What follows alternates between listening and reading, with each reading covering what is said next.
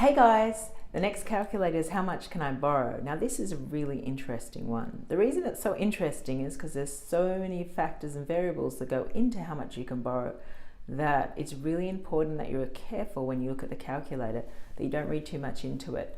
That's why I think a lot of calculators online get you to sign in to get the answer, because they don't want to be held accountable, or you to think that the figures they're giving you are accurate for you. Because, for example, if you talk about your income in a calculator, some lenders will count all of your commission, some won't if you're not paid commission. Some count your gross tax, some count your net tax. There's a whole lot of ways, and that's just your payment.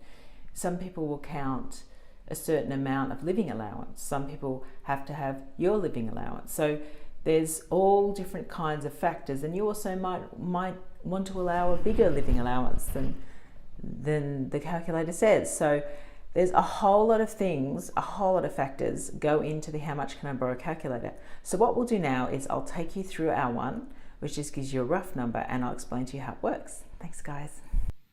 Okay, so here we are on the calculator site of how much can I borrow.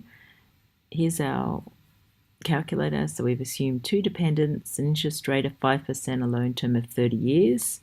So the payment for that would be $3,500 roughly, $3,540. And they're saying this is how much you can borrow with a net income of $56,000, your partner's net income of $34,000, and $1,000 in credit card limits, and living expenses we've just put as that. Okay, the problem with it isn't just the fact that we don't know if your income really is this, or if the lenders will allow that. The problem is every lender has a different calculation.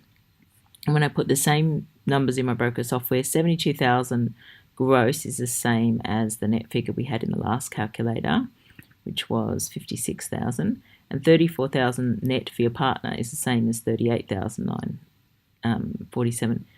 The credit card limit's 1,000. We've put the same living expenses in, and the lenders let us borrow between around 600 and 15,000, and these all change every time. So just pay no attention to which lenders these are, because they all change every time you put different inputs in. And then some of them would only let you borrow 527,000. So the range is over 100,000, and none of them were quite up to this amount. So that's why this is really just a rough number, just to give you some rough figures. I hope you found that interesting, and don't forget to watch our YouTube channel, follow us on Instagram, or say hello on Twitter. Thanks guys, bye.